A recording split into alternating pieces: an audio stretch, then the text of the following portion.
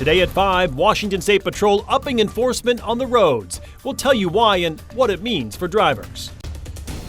It's all about the sun from here as temperatures climb to near 80 degrees by Friday, but we do have some rain in the forecast and it hits on Bloomsday weekend. He indicated someone pulled out a gun and they started shooting, so Baldwin ran away. He doesn't know which guy. Plus, the West Plains shooting suspect faced a judge for the first time today. What newly released court documents reveal about the case. Good evening and thank you for joining us for KREM 2 News at 5 tonight. I'm Mark Hanrahan. New developments in a deadly shooting near the Airway Heights Amazon warehouse from last week. A 21-year-old man is now charged with murder. KREM 2 Shannon Mowdy sat in for his first court appearance today and has new details about the case. William Baldwin is in Spokane County Jail on $1 million bond. Prosecutors say he shot co-worker Hassani Vita in the face and torso during an argument. An affidavit shows Baldwin, Vita, and another man started arguing on a bus ride to Amazon, a disagreement that carried on as they walked to the warehouse. One witness said he saw the whole incident on Geiger and Hayford Road. He told investigators the shooter was noticeably lighter skinned than the other two and had on a blue hoodie he took off before the shooting. That witness looked away for a moment, assuming everything was fine between the three men, but then looked back at the man when he heard a gunshot. He then saw the light-skinned male shoot 2 more times while pointing a handgun at the victim. Baldwin's hoodie was found at the scene. Crime scene technicians found a gun holster in one pocket. Prosecutors say Baldwin was found hiding in brush near the warehouse, but we have learned the murder weapon is still missing. We also learned in court this afternoon Baldwin spoke with investigators. Coming up tonight, what he told them about the shooting. Shannon Mowdy, KREM 2 News.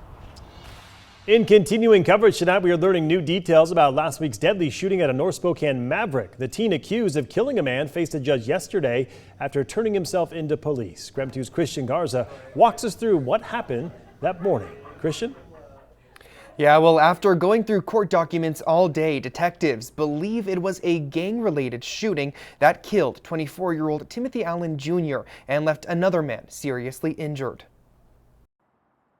Around 3:15 that morning, calls came in to the Spokane Police Department of a shooting at the Maverick gas station on Division. When officers got there, they found Allen Jr. dead in the parking lot and another man with multiple gunshot wounds. The affidavit of facts says a confrontation started between 2 groups of people believed to be affiliated with rival gangs, the Native Gangster Bloods and the Indian Pride Organization. Security camera footage shared with police shows the 2 groups talking with each other as they walked towards the entrance of the gas station. Detectives say at one point, Allen Jr.'s group, the Native Gangster Bloods, walked out of frame, and the alleged shooter Quentin Hutchinson, along with his group, started walking back towards their car. Detectives say they saw Allen Jr. walk back into frame with a gun in his hand. That's when Hutchinson allegedly started shooting, killing Allen Jr. Court documents show, based on the video footage and the amount of casings left behind, police believe Hutchinson allegedly used a switch on his gun, which is illegal, causing the handgun to turn from semi-automatic to fully automatic with the press of a trigger. Hutchinson turned himself in 2 days later and faces charges of murder in the 2nd degree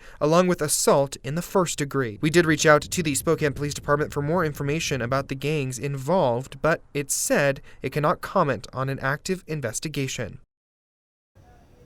Now, this case is currently in district court but is anticipated to move to Superior Court in the future. In the newsroom, Christian Garza, KREM 2 News. Christian, thank you very much. All right, let's switch gears and talk weather with Chief Meteorologist Jeremy Legoo. He is joining us from the Outdoor Weather Center, where it's just beautiful outside tonight. Jeremy? Mark, this is actually going to be teamwork. I decided to try something new. I left the weather clicker in the studio, so you're going to have to walk over and smash the space bar every so often. Okay, I can do that, I think. I will give you a cue. It's just the space bar on the computer that I stand at. All right, as soon as we take your shot, I'll walk over there. Here All we go. Let's try this. Beautiful afternoon out there, and if Mark gets there, he can hit the space bar and we'll talk temperatures because we've made it back into the mid-60s and it's looking pretty nice. Nothing but sunshine, a couple of light cumulus clouds. We'll call them fair weather cumulus today, but if you hit the space bar, we'll talk that lack of cloud cover across the region. One more time, Mark. Oh, here we go. Oh, all right, there we go. We zoom back out. and then you can see the overall pattern. A huge ridge of high pressure dominates most of the western U.S. That's going to cause our temperatures to soar. Tomorrow, Mark? Yep. We're going to top out, there we go. We're going to top out in the mid 70s across much of the inland Northwest. 80 in Moses Lake. It's going to be absolutely beautiful. I can't do the Lewis and next one Clark yet, Valley, tell 'em. upper 70s. Spacebar. I'll do the other Friday, one. even warmer. There we go. Friday, even warmer. Temperatures up in the 80s. Likely going to be our first 80-degree high of the year. And today's mid 60s feels quite warm. So Friday's 80s going to be a scorcher. Mark, one more time, and then we're going to round this out. Temperatures soar tomorrow, mid 70s. Friday, we're hitting 80 degrees, and then scattered showers return to the forecast on Saturday. And if Mark is back at the anchor desk, I'll toss it back to him in the studio. Sounds good, Jeremy. Thank you very much. That was quite stressful. Well, as the weather gets nicer, you have probably noticed more state troopers out on I-90. Turns out there's a reason for that. KREM 2's Regan Gallo spoke with WSP to learn what drivers should be especially mindful of this season. Regan? Well, I'm standing along I-90 right now near the 270 exits, and WSP says this is an area of concern because the speed zone goes from 70 miles an hour to 60 going into Spokane. So as the weather improves and the sun continues to shine, they urge drivers to slow down or they're going to see a lot of this. WSP Sergeant Greg Riddell says his patrols have seen drivers going too fast. Because we commonly get traffic at 75, 80 miles an hour. And that merging traffic from State Route 2, that's where that choke point, and it becomes very, very dangerous. With the sunny weather, he says drivers may be having too much fun in already congested areas, which prompts more proactive patrols, especially from motorcycle units. Another area obviously is Sherman or the Perry Curves, and just prior to, and then out at Sullivan, Evergreen, and Pines is also a very congested area. Sergeant Riddell notes drivers should watch out for key hazards like merging traffic and construction zones. He also emphasizes a big factor in fatal crashes is drivers not wearing seatbelts.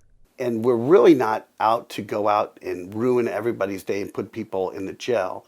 But if that's what we have to do to stop serious injury collisions, that's what we're going to do. Simply, if we're out there and we're working and people get the word that we're working those areas and that stops, that's ultimately what we want to happen. WSP tells KREM they are currently staffed at about 75%, and statewide they have had low numbers. When we're not at capacity, it's the community members, it's the citizens of the state of Washington that are fully impacted. But through a new recruiting program, they say they expect 6 more recruits to start this summer in eastern Washington to help address safety concerns. People don't call 911 because they're having a good day. They're calling 911 because they desperately need help.